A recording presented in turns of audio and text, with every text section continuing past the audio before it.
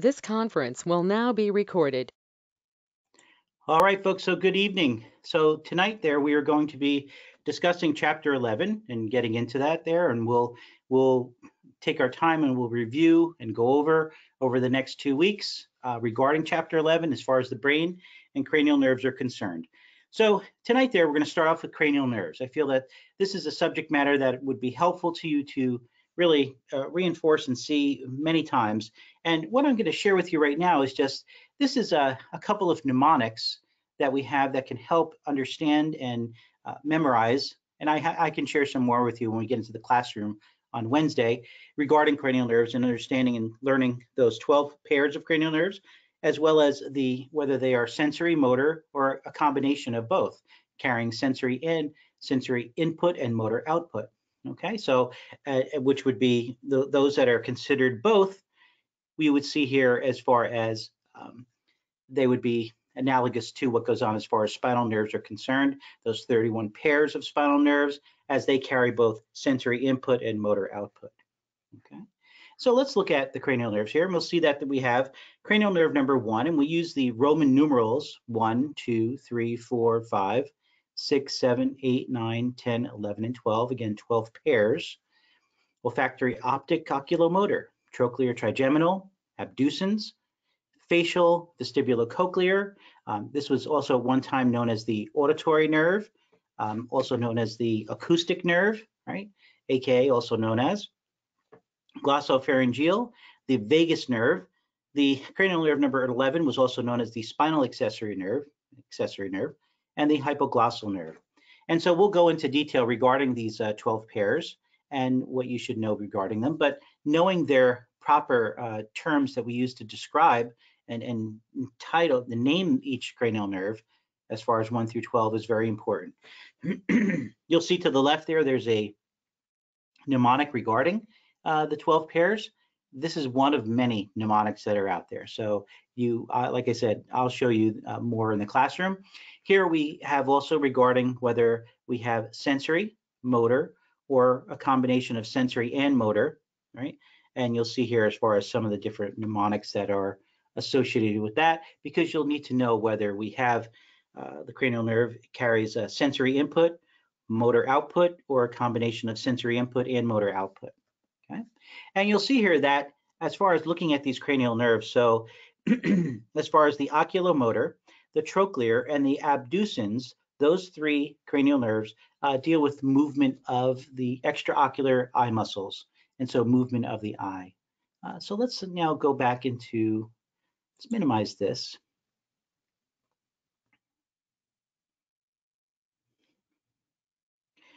There we go. And let's go to, this is another image that I've posted for you all. It's on our website as far as documents and resources. And this just kind of helps to see a visual input as far as where their location is on the stem and in the brain, as far as on the underside and the anterior portion of the brain, as far as brainstem is concerned. And you'll see here where these cranial nerves are located, again, bilaterally, and know where they're going from by looking at what they're innervating. Okay, so can be very helpful as far as looking at this image here. So let's just take a look here and see. So olfactory is number 1, and so dealing with your sense of smell. Optic is number 2, dealing with your sense of vision. Oculomotor, 3, 4, trochlear, and 6, abducens, right? These all deal with the extraocular eye muscles, okay? You'll see here then we have 5, so cranial nerve number 5 is the trigeminal nerve. And so what you're looking at there is that there are 3 branches to it. And we're going to see that we have sensory input received from the face, sinuses, teeth. And then we also have the muscles of mastication, your ability to actually chew, cranial nerve number 5. Cranial nerve number 6, again, is the abducens. Cranial nerve number 7 is the facial nerve. And so the muscles of the facial expression would be controlled by the facial nerve. And you'll see here it says motor. Then we get to cranial nerve number 8, which would be the vestibulocochlear nerve, also known as the acoustic, the auditory nerve, right? But see, it's only giving you one aspect of the function for cranial nerve number 8. That's why having saying it's the vestibulocochlear because there are two branches going to not only to the cochlear for your sense of hearing, but also to the vestibular area for your sense of balance and equilibrium. So sensory input for cranial nerve number 8. Now, there are some textbooks that will say that there's a very minor portion that'll go to some very tiny muscles connected with your sense of hearing and such, and so that it would be a combination of both. But many just consider cranial nerve number 8 a sensory cranial nerve. Cranial nerve number 9. So we have here as far as pharyngeal musculature, so for swallowing, right? And then for sensory, the posterior part of the tongue, as far as for your sense of taste, and also cranial nerve 7 also for your sense of taste. Actually, no, cranial, yeah, right up here, sorry. So you'll see here that, and that's where showing here is sensory. Anterior part of the tongue and soft palate for your sense of taste, and cranial nerve number 9 as far as posterior aspect of the tongue. And then cranial nerve number 10, which is the vagus nerve over here, you'll see is for also for the epiglottis, and there's some aspect of taste, sensory input for the epiglottis for taste. Let's see here, so then you have 9, and then 10, again, vagus nerve. So really, this is motor output to the heart, lungs, bronchi, gastrointestinal tract, also sensory input from the different regions of the thoracic and abdominal cavities. And so this is a very important nerve in that, again, all these nerves are bilateral. If a patient is in a traumatic accident and they become a quadriplegic, right, or they become a paraplegic, if the cranial nerve if the cranial nerve number 10 has not been damaged, even though they might have issues with certain aspects of the function of their body, as far as movement and such, cranial nerve number 10 will make sure that there's still nerve flow going to the organs of the thoracic and abdominal cavities. Very important.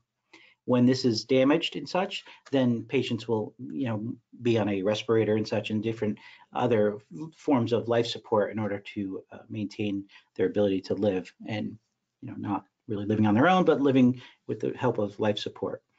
So cranial nerve number 11 we see is the accessory nerve, or also known as the spinal accessory nerve, sternocleidomastoid muscle and the trapezius muscles. And so we'll see as far as the ability to shrug and lower the shoulders and such as a result of those muscles, motor. And then we have lastly, as far as your ability to speak, the hypoglossal, cranial nerve number 10, for the muscles of the tongue. So very important. So let's minimize this. So that's posted for you all. So let's then again do a review and go back over here and see that. Olfactory, optic, oculomotor, trochlear, trigeminal, abducens, facial, vestibulocochlear, again also known as the acoustic, also known as the auditory nerve, glossopharyngeal, and the vagus nerve. Okay, and then you have lastly here, last two, accessory, also known as spinal accessory, and the hypoglossal. And so this is the chart here. This is what I want you to focus on, as far as this would be the guide for you as far as the cranial nerves are concerned. So again, your sense of smell, cranial nerve number 1. Your sense of vision, cranial nerve number 2, both sensory input.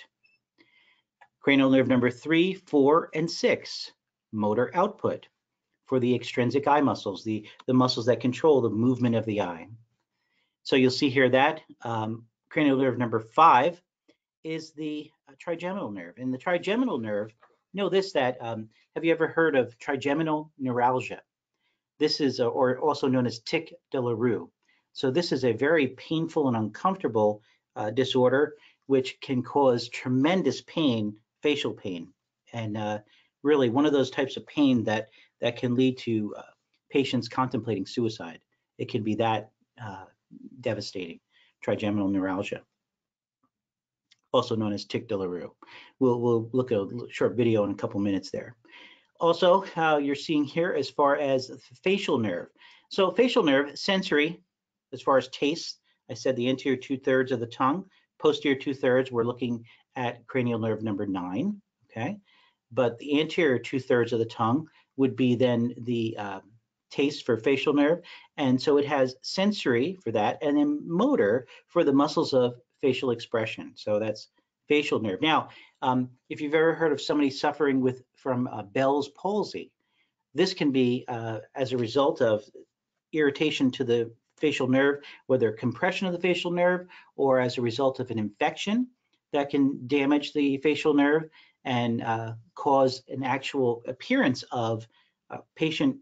You look at the patient and one side of the face is kind of drooping and not functioning like it probably should, and there'll be excess tears and excess saliva, issues going on regarding what's happening as far as with this patient that you would think possibility of a stroke, but then you would notice that, okay, it's affecting only the face and their age might not be corresponding with the presentation that we would normally see, and all other aspects of the side of the body that's being affected are not being affected. So right side of the face, but we're not having right-sided as far as upper or lower extremity involvement, just the face. And so this is called Bell's palsy. So we'll get back to that in a few minutes. As far as I want to show you a couple of short videos regarding Bell's palsy and also tic de la Rue. As far as your sense of hearing and equilibrium, again, the cochlear portion of your sense of hearing, and next semester we'll be looking at special senses right early on in the semester. Cochlear portion of the vestibulocochlear nerve deals with your sense of hearing. The vestibular portion deals with your sense of equilibrium, again, sensory. Glossopharyngeal, again, that posterior third of the tongue, dealing with, in conjunction with cranial nerves number 7 and 10, deal with your sensory portion for taste, and then motor for the tongue and pharynx for swallowing, and also the parotid glands, okay, which are involved in the larger glands adjacent to the masseter and really outside of the masseter, and dealing with production of saliva, okay. The vagus nerve, again, sensory from thoracic and abdominal viscera, motor to the hearts, lungs, thoracic and abdominal viscera, so very important, okay? And we'll talk more regarding parasympathetic stimulation. Spinal accessory, or the accessory nerve, again, motor to sternocleidomastoid and the trapezius muscles. And then lastly, for your tongue, hypoglossal, and this deals with really, the ability to speak. And also, again, chewing and swallowing, deglutition. All right, so this is something that you just have to, as far as the cranial nerves are concerned, practice writing them out, practice using the mnemonics, write things out as far as for their what their names are, corresponding with their Roman numeral numbers, as well as what's going on with their sense of either sensory input, motor output, or sensory input and motor output, both, okay? Also know that I like to test regarding this as far as giving you a scenario where a patient is experiencing some type of deficit, right? And then you have to tell me what cranial nerve is being affected. So if you were to say something like, hey, patient was involved in an accident, and after this traumatic accident, they had issues with their sense of vision, and maybe even blindness in one eye, could it be as a result of some type of brain damage and issue with damaging cranial nerve number 2? That would be kind of like an example, okay? So writing out the functions of these cranial nerves, also very important, and creating flashcards might also be important. Like I said, I've given you a couple of images and such to help you, but nothing works as well as just hammering it out. Repetition over and over, and using, I like the flashcard aspect for this, can be very helpful.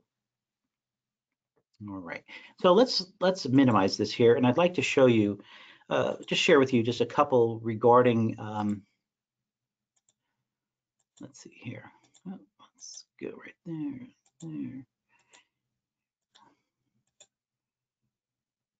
A couple of short videos regarding Guillain-Barré and regarding tic de la Rue.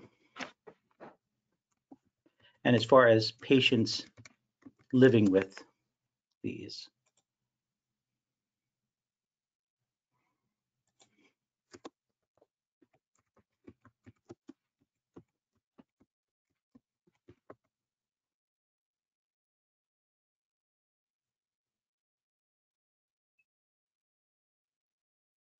Okay, we'll watch a few minutes of this video.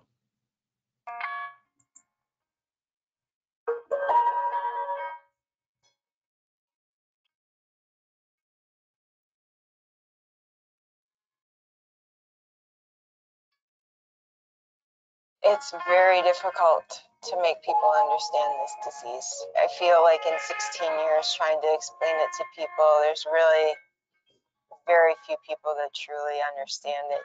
They can't imagine the pain unless you've gone through it. It's unbearable. There's really no explaining it. Just come down to your knees, pain. Imagine a toothache, except that that toothache is in your face and in your head, and it's there every day. Feeling of like electric. Oh. So let me just ask you first. I'm going to step away from this just for a moment. Can we all hear this, folks? Can we all hear this? Or having any issues with the video? Yes, good. All right, thank you, Danielle. I appreciate that. All right, let me just hide everyone and we'll continue on with the video. Lightning bolts that come through my face, that go from my ear to my eye to my jaw. It literally feels like the side of my face is splitting open or an ice pick is being pierced through my head. Light can set it off, noise can set it off. The most heartbreaking thing right now is my kindergartner's voice can set it off.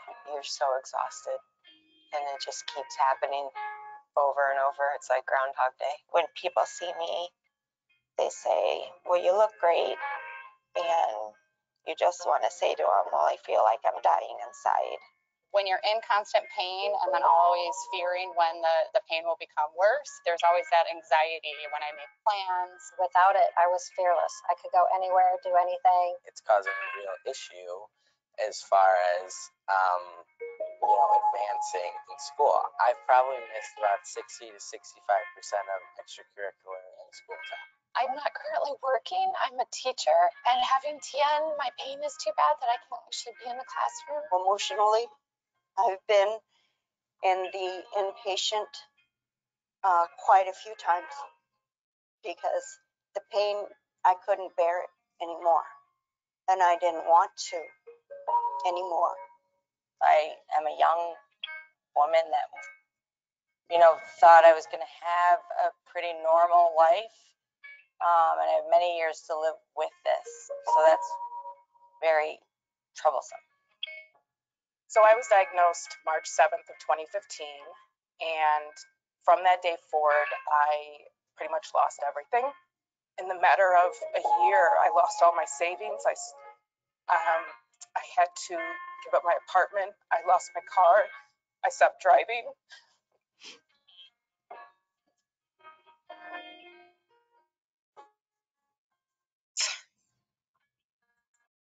Oh, man. Oh, I have to tell you, wow, that's pretty intense to watch. And just to give you an idea, folks, I'm not going. Yes, it is heartbreaking. It kind of reminds me a little bit being back in practice, and I have to tell you, so like working with my patients and such, and dealing with patients who are in acute pain, right? They come in, they've hurt themselves, they've taken a fall, and then those that are in chronic pain. Wow, I mean, working with patients in pain, if you have any sense of empathy, it can be a challenge, folks, I have to tell you. And so that was never been an easy thing. I'm just gonna,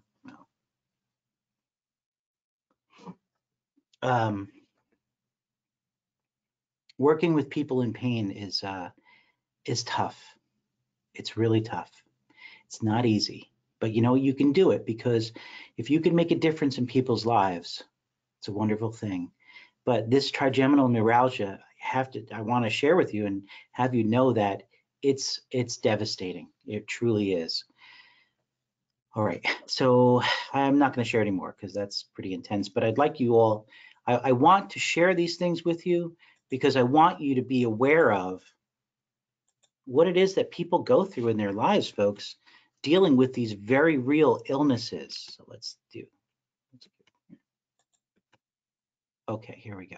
So the next one I'm going to look at is Bell's palsy, which is a little bit of a different, which really, honestly, Bell's palsy usually will heal up over time on its own or with physical therapy and such. So let's take a look at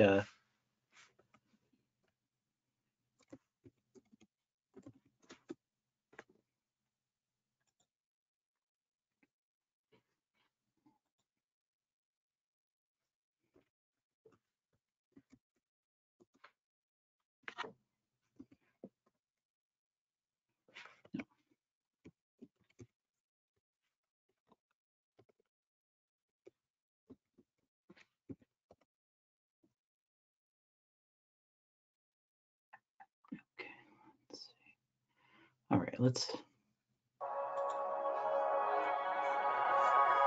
I was speaking a little weird. Anything with B's and P's didn't really come out, and they didn't, like, I couldn't pronounce them. And the next morning it was worse, and my smile was maybe half of what the smile on my left side was.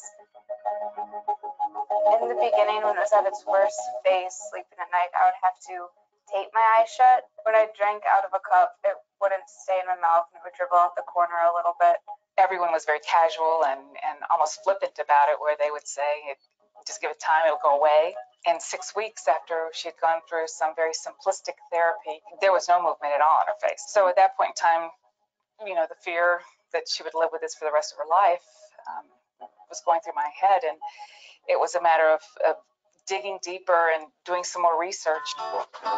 Dr. Leonetti knew the other options available for Bell's palsy other than just waiting.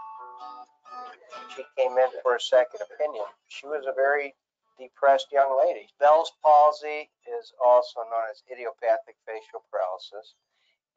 It causes an acute onset facial weakness on one side.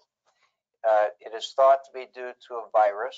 We always tell the patient and the family that there's a window of opportunity. So if the facial nerve has been paralyzed and we get past 3 months, this operation is not helpful. On the other hand, we don't want to go in too soon because we know 85% of patients will recover within a month. Now, in Audrey's case, it did not recover. There was no movement, and so we proceeded with the decompression. This surgery is just a relief of that pressure on the nerve. So it's not as invasive. There's very limited recovery. When I first got movement back, it was a few days after the surgery, and I was really excited. I started calling for my mom, screaming her name, and I had to show her exactly where I could move. And it was really exciting just knowing that I could move my face after the 3 months of not being able to. If ever there was a medical disorder that required buy-in from the patient and the therapist and the surgeon, Bell's palsy is a classic example. And if the physical therapist is not specially trained in the area of facial retraining, the results won't be as good. How does it feel? When you can start to show that the work and the effort they're putting in every day will make changes, that does increase people's motivation. And with Audrey, a lot of it was with the eye closure, and then when she could start to make a smile. It's really just a few exercises that are done over and over and over again every day at home. So it takes a very motivated patient. And relax. With Lisa's therapy and working with her on various movements of the face, Audrey's been able to get up to 90% already. And it's less than a year, and she has made that improvement very quickly. It has been almost a daily improvement when you see her. It's very gratifying to see patients like Audrey who were very depressed and saddened and almost scarred in a way over the fact that their face was paralyzed, and then to see that first sign of movement, and you know that it's just the beginning, and that nerve can regenerate and recover for up to a year after the surgical procedure. They're affected for the rest of their life with improved facial function. All right, so that's a happy scenario in comparison to the sadness that goes on with some of the patients really dealing with other types of issues with their cranial nerves. And let's see here. Yeah, and so Nadine, you're right that, yeah, so it's not a real quick recovery, but there is recovery, and like he made that mention of, and I've heard that percentage used before, like 85% can recover from Bell's palsy, and so I've also heard of a physical therapist using electric muscle stimulation for the side that's having an issue, also to stimulate contraction of musculature. In addition to, like she was making mention of, the therapist was the repetition and doing the exercises and doing them. So patient compliance, there needs to be that compliant as far as doing, each day doing the exercises and such, and really that desire and that want to get recovery. Really very important.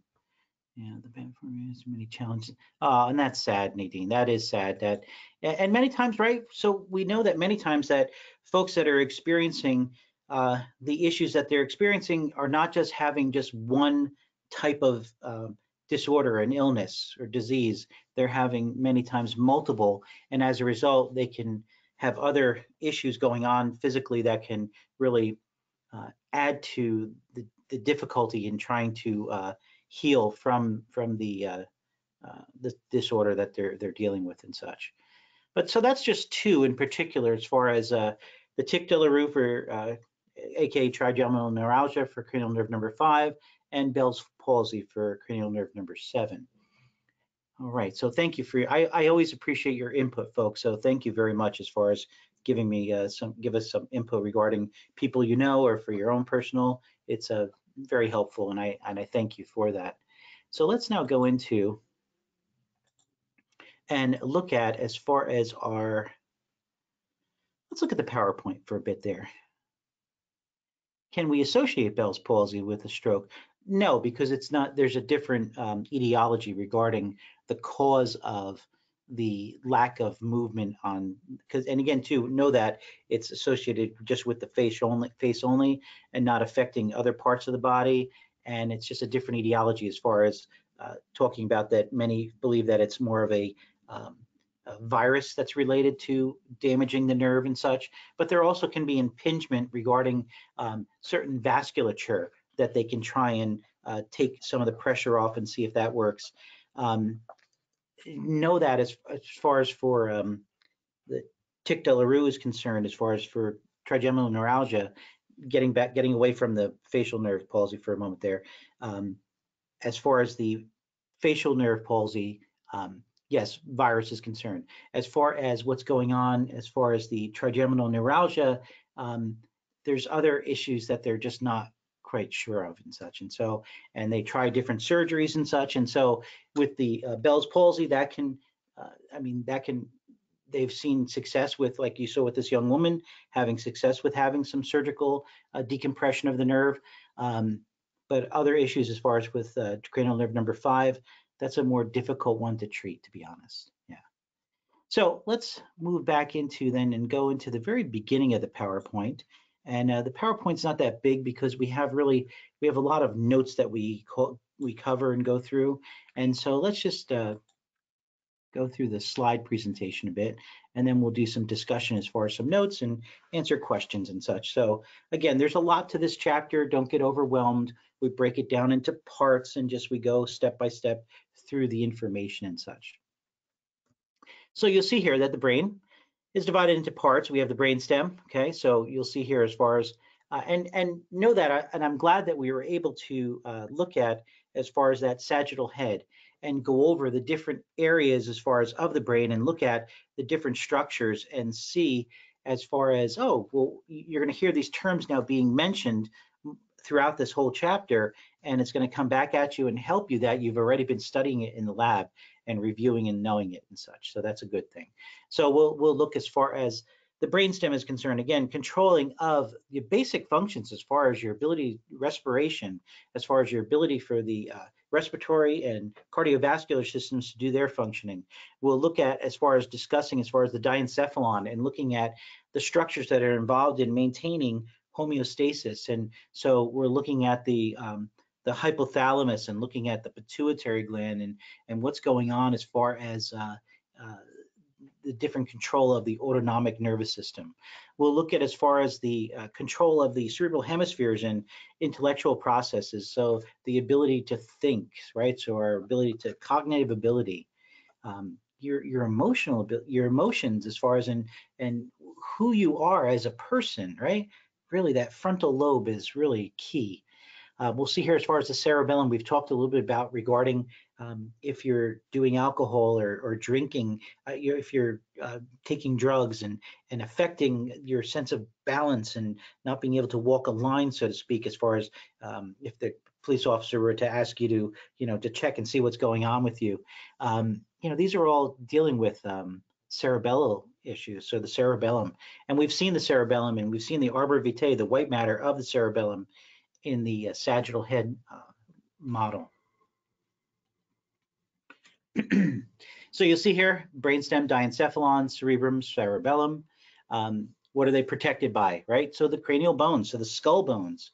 And so know that like the frontal lobe is protected by the frontal bone and so on. And so it's good that we spend the time looking at the skeletal system and go over the structures that are present there. And then we see how those structures protect the important parts of the nervous system as far as the skull and the vertebral column. And we're seeing as far as the CNS, the brain and the spinal cord, as well as being protected by those parts.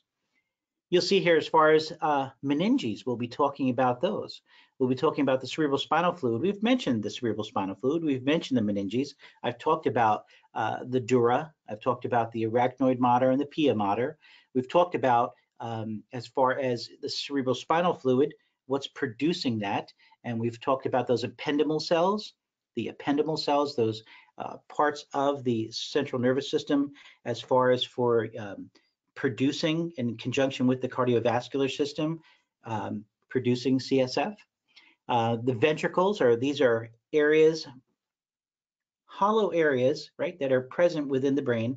So like the third ventricle, like the lateral ventricles, like the fourth ventricle, and these areas that'll contain choroid plexuses in conjunction with the ependymal cells in the cardiovascular system, producing the cerebral spinal fluid that will flow throughout these ventricles and then flow surrounding the CNS, the central nervous system, the brain and the spinal cord. So here we have as far as the parts of the brain. So we're looking at as far as the cerebral hemisphere is concerned, so the anatomical structures that compose the frontal lobe, the parietal lobe, the occipital lobe, the temporal lobe. And here you're seeing the cerebellum, the pons. We're seeing here as far as so the pons is really right here, folks. So this is pons. Midbrain is all this structure in here, the cerebral peduncles and such, midbrain, and then the medulla oblongata, and then distal to that would be the spinal cord. So the medulla oblongata, right? And so think about this for a moment here, right? So look at this and understand that if we have, so the spinal cord is the extension of the medulla, and so we're having sensory fibers going away from the central nervous system. We have motor fibers, actually sensory fibers coming towards the central nervous system, sensory input, motor output, right? So we have descending and ascending tracts present within the spinal cord and then in the medulla oblongata. And so we have here then connecting the cord with the brain. These tracts cross over in the medulla. And so what will happen is that we have very basic functions of life controlled by the medulla oblongata and also with the pons. You'll see here that the pons will then connect the spinal cord with the brain. It also works in conjunction with the medulla oblongata as far as controlling breathing. Very important. The midbrain, having those cerebral peduncles, right? Having other areas of the brain so that we have the corpora quadrigemina that we've seen in the lab as far as on the sagittal model. And knowing that these corpora quadrigemina, these are four areas, superior and inferior colliculi, that deal with control the movement of the head as far as with visual stimuli as well as auditory stimuli. So you hear something, you move towards whatever you hear, or if you see something flashing and such, you'll move your eye and your head will move towards that. This deals with that corpora quadrigemina portion of the midbrain. And we've seen this inferior to the pineal gland, aka the pineal body. You'll see here that the optic tract, the mammillary bodies, the thalamus, the epithalamus. So thalamus, we talk about the sensory relay center of the body, so that except for senses of your sense of olfaction, sense of smell, we have sensory input moving through, coming up from the spinal cord, through the medulla oblongata, the midbrain, and entering into then the third ventricle where the thalamus is present. And then the thalamus will then send out to areas of the cerebral hemispheres where it needs to go, in particular to the postcentral gyrus, right? So the postcentral gyrus is posterior to that central sulcus. And so let's just, let me minimize this for a moment here. So.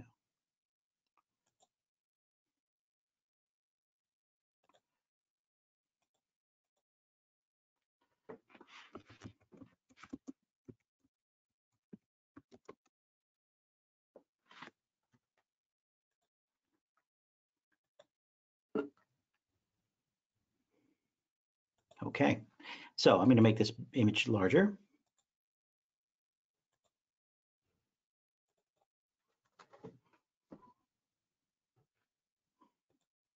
Okay, so here we're looking at again the sagittal. We're seeing the left cerebral hemisphere, and so what we're looking at here, folks, is here's the central sulcus that delineates the frontal lobe from the parietal lobe. Okay, parietal lobe, and so right here next, adjacent to the central sulcus, that line of delineation, we have here then the precentral gyrus, which would be for primary motor function, and so that's motor output, and then the postcentral gyrus, this is for primary sensory input. Okay, so sensory input from the thalamus is going to come here, and then this postcentral gyrus will then send to will be receiving from different areas of the body. Let's put it that way. And there's what's called a homunculus that we'll look at later regarding this. Okay, but just remember, this is really important to remember, folks, please, that precentral gyrus, it's motor. Postcentral gyrus, sensory. Sensory input, postcentral gyrus, precentral gyrus, motor output. Okay, so you please remember that and know that that central sulcus, that's the line of demarcation delineating frontal lobe. So from the central sulcus anterior, frontal lobe. Posterior from the central sulcus, parietal lobe, and then we have occipital lobe here, right?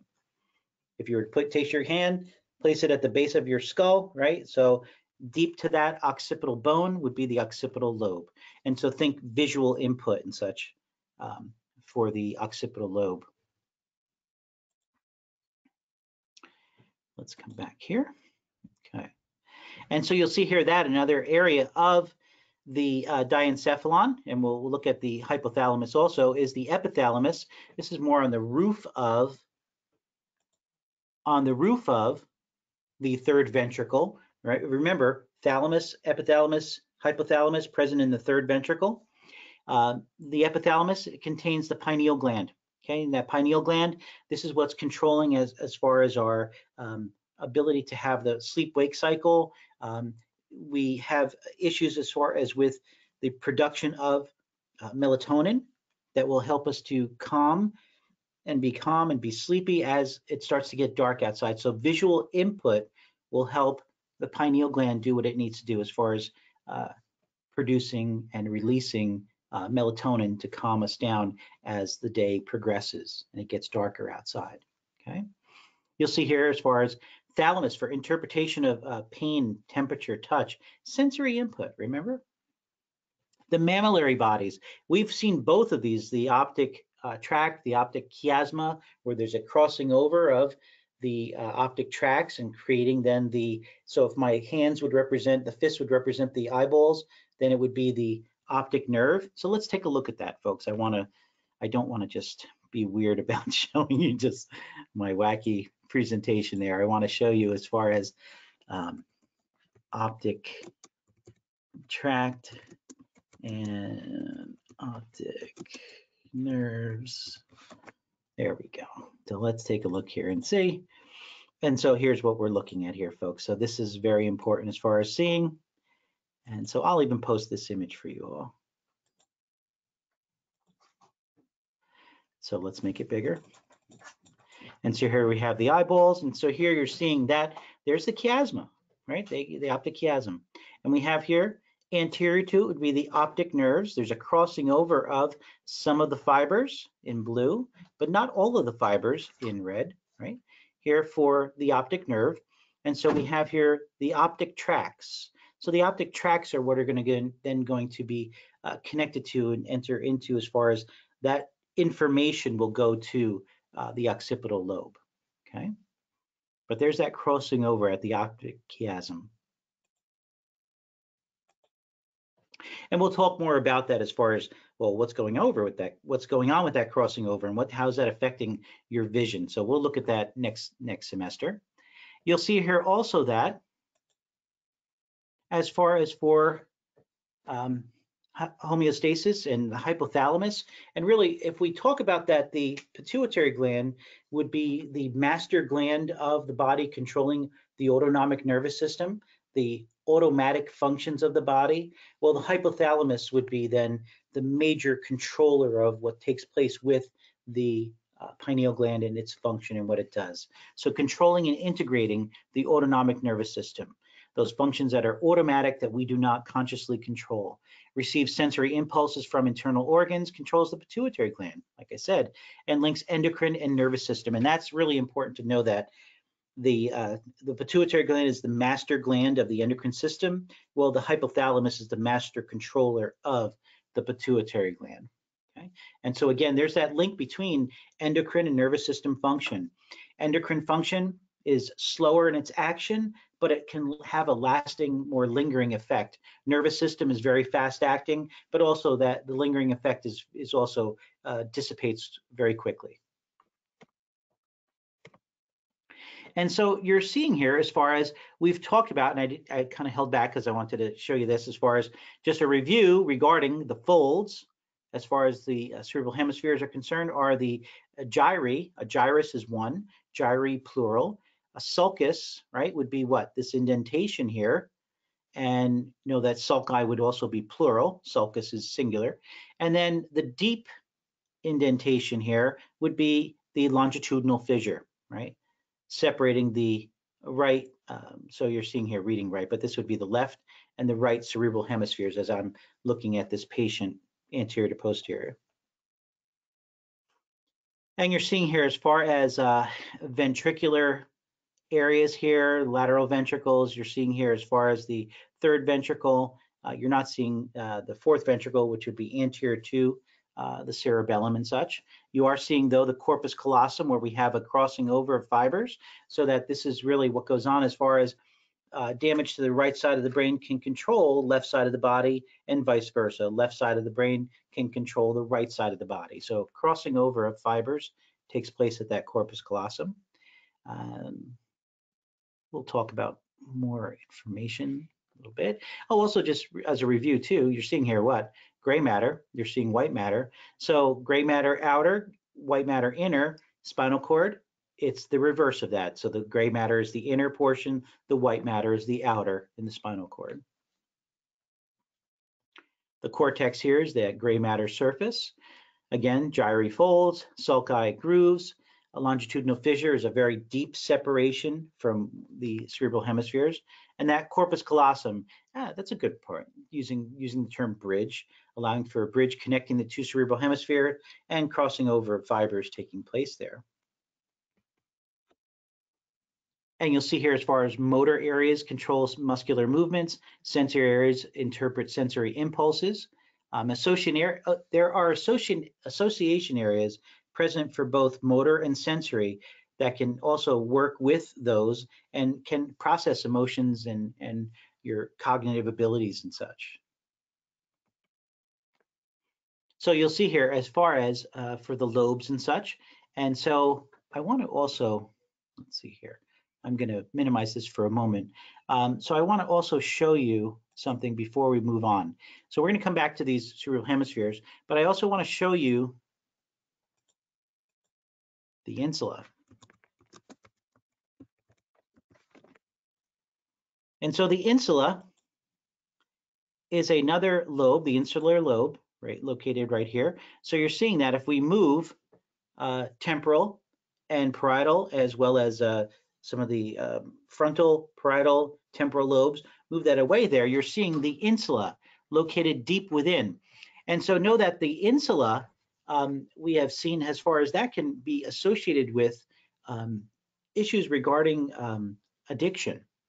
And that actually, we've had patients who have had experiences where, and research is still going on with this as far as damage to the insula, tumors, surgical removal of areas of the insula can affect a patient's desire, in particular for someone who has smoked, had been addicted to smoking for many years. It seems to result in that they're not having the desire to smoke as they did prior to the damage to that area of the brain, whether it's as a result of a stroke or surgical or catastrophic traumatic injury. So the insula and addiction and addictive behavior, there is more research that's going on regarding this and seeing what other types of addictive behavior can result from what's going on with the insula. So very interesting, folks. Yeah, so this would also be considered a lobe of the brain. And so you're seeing here, as far as looking at this image and seeing how it's deep within those insular portion, that lobe of the brain, okay? And let's go here. And so let's go back into, as far as looking at this slide. So we're looking at as far as frontal lobe, right? So, you know, really frontal lobe deals with like your personality and who you are. Muscular movement, because you saw that precentral gyrus is the primary motor output of the brain. Moods, aggression, smell, motivation. So this is all frontal lobe, parietal lobe. Your sense of touch, pain, balance, taste, temperature. Why would we have all of these sensory? Because you saw that the postcentral gyrus deals with sensory input, right? Directly from the thalamus, that sensory relay center. Temporal lobe. Now think about where the temporal lobes are located, and then you can have an idea regarding, hey, it's very close to your ears, right? Your sensory apparatus for hearing. So yes, it's got to be temporal lobe hearing. Your sense of smell, memory, abstract thought, judgment, temporal lobe. Occipital lobe, your sense of vision, like I mentioned to you before. And so this is helpful as far as taking a look at this image here, just so that you have an idea and know that as far as there are areas located here, the frontal lobe, located here by the parietal lobe, that can deal with as far as motor speech and understanding of speech, as far as for what's called Broca's and Wernicke's, and this is in the notes and such, and so I'm just trying to give you a little bit of a preview regarding that are located in these regions right here that also help you to not only be able to produce speech, but also be able to understand what's going on when you hear what's being spoken to you. Okay. The cerebellum. Cerebellum is a wonderful part of the brain and really very important as far as this structure that helps not only just in movement, but also can help as far as with our cognitive ability and our thinking process. But really, you know, you'll see here as far as control of muscular movements, maintaining of posture and balance and such. The cerebellum, very important. And you'll see here as far as this is a review of the cranial nerves. And so this we've talked about before, so you can look at that on your own. We've gone over that in pretty good detail first thing in the class, and we'll do more of a review of this. So that's just giving you a little bit as far as some slides are concerned. I will share more information with you regarding this chapter, as there's quite a bit of information, and really, like I said, the note packet and such can be very helpful. I want to also share with you here. So take a look at this image here, and this is posted in your documents and resources, and this deals with as far as what's going on as far as the ventricular system is concerned, and looking at the ventricles, as far as the lateral ventricles, as far as the third ventricle is concerned, and the fourth ventricle is larger than what you would think by just looking at it anterior to the cerebellum. And you'll see here as far as that there are, I didn't mention to you this interventricular foramen, right? right over here, connecting the lateral ventricles to the third ventricle right here. And then also, as far as we did talk about the cerebral aqueduct, and I showed you that as far as its connection from third ventricle to fourth ventricle. And interesting, right? The central canal, where's that located? Present, and we've seen it in the spinal cord as far as that central opening present, and that's where you have cerebral spinal fluid passing through. And again, we've talked about in class before as far as how discussion and talk of this movement of the cerebral spinal fluid while we're sleeping. I'm going to share with you a short video regarding that. But first, we're going to take like just a couple minute break. I'm going to take a bathroom break, and then we'll come back, and I'd like to share that with you and just begin with the notes and such. So we cover a lot of information, and I want to give you information, and then we need to digest that and review that and go over that. And then we're going to review it again, and we're going to go over it again. And this is information, again, that's going to take a little bit for you to understand and to assimilate into your memory and such, but you'll get it. You'll understand it over time. Okay, so we're going to take just a couple minute break. So I'm going to put us on. So I'm going to stop. Let's see. I won't share my screen, and I'm going to have my camera off. I'm going to turn off my mic and camera for 5 minutes. So at 7:12, I'll return and we'll continue on. I'd like to again show you a video regarding the glymphatic system and talking to you a little bit more regarding sleep and the movement of cerebral spinal fluid through the brain in order to clean the products of waste. I think you'll find that very interesting. And then we'll move on to some more notes, and then we'll call it a night. Okay, so a 5 minute break. So 7:12, we'll come back. Okay, I'm going to turn off my camera and mic, and I will allow for you all. If you'd like to talk with each other, you can turn on your mic and discuss, and turn on your camera if you'd like to talk. It's up to you all, but know that we're being recorded, so it's probably a good idea just to take a 5 minute break, and we'll all come back together. So 7:13, we'll come back. It's still recording, so yeah, you know what? I'm just going to turn off my mic and camera and hide everyone from the view. 5 minutes, folks.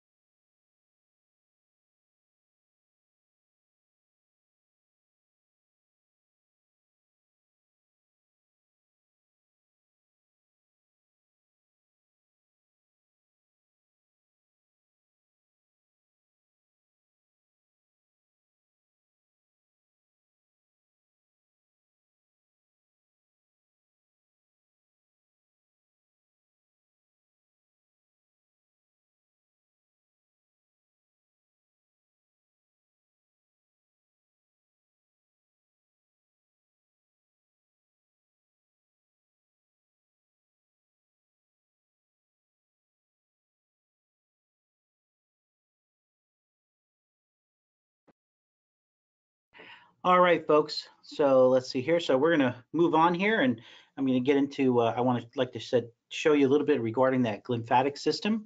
So let's hide everyone, and I'm going to share my screen.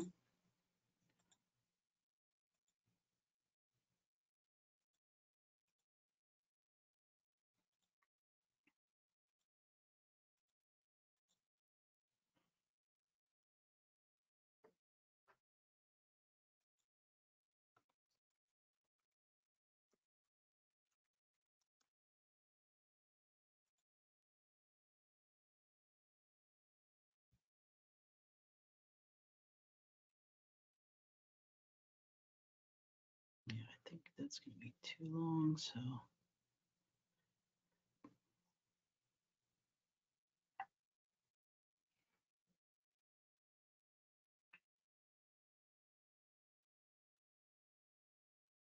Let's get into this one. I think this one will just give you just a short enough review, but just some introduction to. And this is a video the brain's highly metabolic reactive. So there's a TED talk that Jeff Iliff does that is really quite interesting, and I would watch that. I would tell you to. But this is just like a kind of an introduction to what's going on as far as this is concerned. So I think you'll enjoy this. Brain cares an awful lot about what its environment is like. If it's off just a little tiny bit, it stops functioning properly. We showed that the CSF goes into the brain just like people thought before, but it actually does so along very specific anatomical structures. There's a specialized anatomy that allows the CSF to move very quickly and very deep into the brain, exchanging with the fluid that's inside the brain and then moving out. So it's a much more efficient system for clearing the fluid and the waste out of the brain. We injected fluorescent tracer into the CSF, or the fluid that surrounds the brain, and watched to see where it went. The fluid, as it moves down the artery, is able to move right into the brain tissue. As it moves into the brain tissue, eventually, if you look long enough, where it collects is at the other end, at veins, which are another part of the circulation. Once it reaches those veins, it's able to drain out of the brain along the outside of the veins. As the fluid sort of courses between those two, in along the arteries, through the tissue, out along the veins, that continuous flow sweeps along particles that are sitting in between the cells. Amyloid beta is a protein that is made and secreted from cells in your brain all the time. In Alzheimer's disease, one of the things that happens is amyloid beta builds up in the brain and clogs up the space in between the cells. And it's thought that that's what kills the neurons and causes the dementia that's the hallmark of Alzheimer's disease. So when we first found this system and found that it was clearing extracellular solutes, we said, well, what solutes might be of interest that might be being cleared by this? And when you think about extracellular solutes that the brain wants to get rid of and needs to get rid of, the first thing that comes to almost everyone's mind is amyloid beta. So that was pretty much the first thing we tried, was to find out whether amyloid beta that's between the cells is cleared along this pathway. One thing that could be happening in Alzheimer's disease is this pathway is failing. So if because you're aging, this pathway stops working properly, or because you suffer an injury or an infection at some point in your life, maybe this pathway stops working properly, and that ends up causing the deposition and the accumulation of amyloid. For treatment, it suggests that you could slow the process of amyloid deposition, perhaps by speeding the system up and sort of flushing the brain out and getting rid of the amyloid before it accumulates. And if you had, a brain that had a bunch of amyloid that had already accumulated in it, perhaps you might be able to flush that away or wear away those accumulations with a higher rate of flow. So we may be able to try to modulate or change how this system functions to try to clear it more quickly. Now I want to show you one more. I'm going to just show you the video. I'm not going to play the video for you all, but this video right here says one more reason to get a good night's sleep. He discusses this lymphatic system and the ability for the importance of getting a good night's sleep. So if you'd like to, it's recorded as far as in the recording here as far as that's the title. And so I would highly recommend, it's a very interesting video to look at. And so there's more than just this as far as just this little short presentation, but giving you a little bit of more insight regarding the clearance of these waste products as amyloid beta and the fact that you're getting a good night's sleep, that this takes place during this restorative period of time and can prevent Alzheimer's. That's pretty huge and important. Okay, so I think you'll find that fascinating. All right, so let's get back into the notes here a bit. And I'd like to, let's see here. Let's go right to the beginning. Okay, so we're going to discuss the meninges. And these are the coverings of the brain. And I talked to you about that. We have the dura, we have the arachnoid, and we have the pia. So these are our connective tissue coverings. And the pia actually is the gentle mother, known as, right? That this has direct contact with the surface of the brain. Contains blood vessels supplying the brain. This is what's touching the brain. And this would be the most outer layer of the brain, would be the dura mater, the tough mother, the outer meningeal covering. And we saw this when we were looking at the unfixed brain as far as that video. And you'll see here that the space outside would be the epidural space. And this is where we would actually then can receive, as far as medications are concerned, that could act as analgesics and such, right? Epidural injections can take place here. You'll see here that two layers of the dura, the endosteal layer and the meningeal layer. And you'll see here as far as the dural sinus is concerned. So the dural sinus, large blood sinus, right? This is venous blood. Drains blood from the cranial veins into the jugular veins. The dural sinus contains venous blood. The subdural space would be below the dura mater. So the epidural space outside of, right? The subdural space below the dura. I would like to show you, let's show you one more here. Okay. So as far as epidural and subdural hematoma. And you'll have to know this. And I think I did post this image. If not, I'll confirm that I have. But what I'd like you to see, here we go, right here. This is a good image here. And so what you're going to see is that, because you've probably heard of these terms used before, but not really having maybe an understanding as far as what's going on with these. So you'll see here that epidural hematoma, so this gathering of blood, subdural hematoma, this gathering of blood. So the epidural hematoma rapidly expanding with arterial blood. That's an epidural hematoma. Subdural hematoma, so this is dealing with those venous sinuses, right? So this would be then venous blood. And you'll see here that many times epidural hematoma is associated with a fracture, skull fracture and such. You'll see here damaging the arteries. And so again, that arterial blood accumulating. Both of these injuries, whether it's a epidural or subdural hematoma, can lead to brain damage and death if untreated. Slowly expanding with venous blood here as far as the subdural hematoma.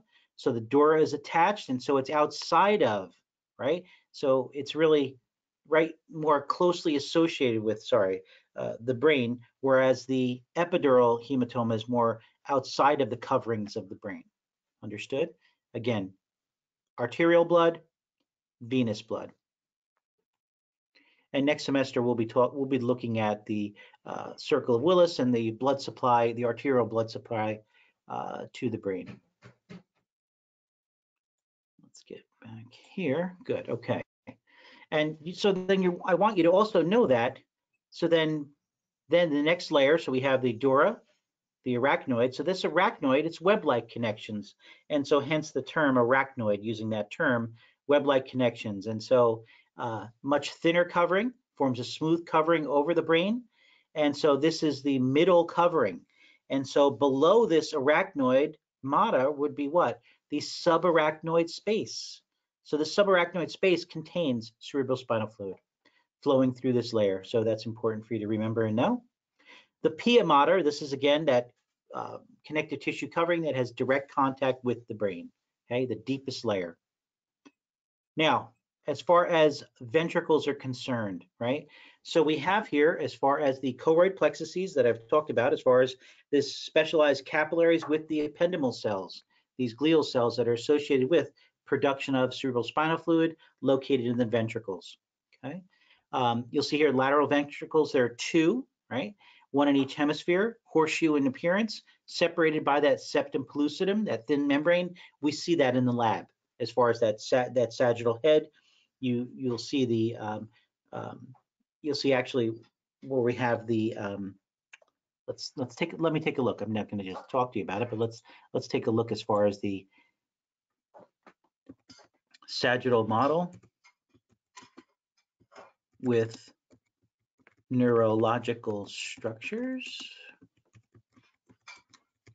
Okay, let's take a look here and just see as far as, so let's look right here. And so what we're looking at, let's look at this one. This is a good image. So give me one moment there, folks, and I'm just going to press.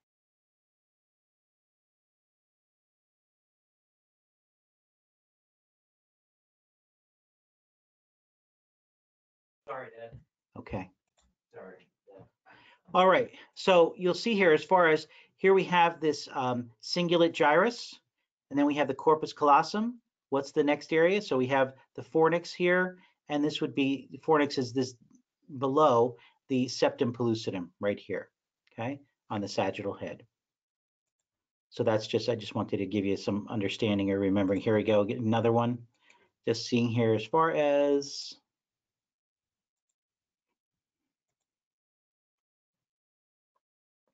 cingulate gyrus, corpus callosum, crossing over fibers, septum pellucidum, then inferior aspect here would be then the fornix.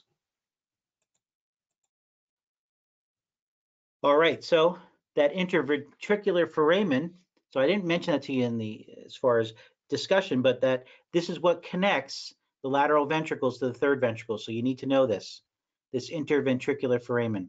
Then the third ventricle, which contains the thalamus, the hypothalamus, the epithalamus, right? This is where we have then the cerebral aqueduct, which will connect the third ventricle to the fourth ventricle, that tube, okay? That canal. Then you'll see here, as far as CSF is reabsorbed by the arachnoid granulations. They project deep into the veins of the dural sinuses and such. And so know that those dural sinuses contain venous blood. So cerebral spinal fluid will be reabsorbed, and then we're producing it, continually producing it. When we have a good flow and no interruptions of flow and reabsorption, things are well. But how about if patients have issues with the reabsorption, with blockages that are present within the ventricular system and such? Can there be an excess buildup of the CSF? Yes, absolutely. So you'll see here, hydrocephalus, pathology in which the production of CSF exceeds the reabsorption, and an increase in intracranial pressure expands the unfused skull. So this can take place now with children, right? Because their skull bones are not fused, so the sutures are not fused, and so they can have expansion taking place. This can be pretty dramatic looking. For those patients who are adults, right, who have the skeletal system has stopped growing, then this can just lead to this increase in pressure that can lead to, and know that we know this with children also, can lead to headaches and such, but pain and discomfort can be very uncomfortable. But there needs to be some type of shunting of the excess cerebral spinal fluid. And this can take place, shunting it, moving it, draining it into the right side of the heart, the right atrium, the upper chamber, superiormost chamber, and the right side where we have venous blood returning to the heart. Also, it can be drained into the peritoneal cavity of the abdominal cavity. Okay, so let me just show you an image of that. Let's see here.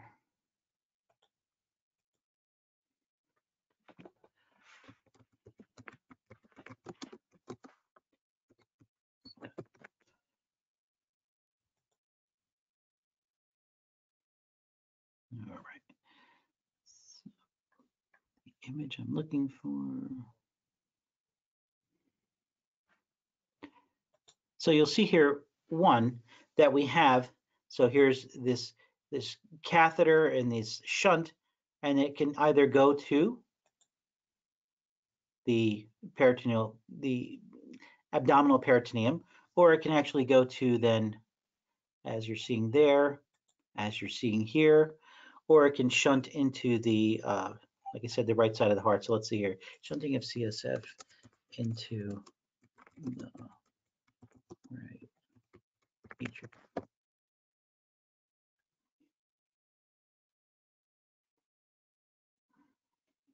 Go. And here you're just seeing how this shunting can take place and go into the right atrium. Let's see. And again, here you're seeing as far as in the peritoneal cavity and such. So just know that this shunting of this excess fluid, and let me just show you this also. So when we're looking at hydrocephaly,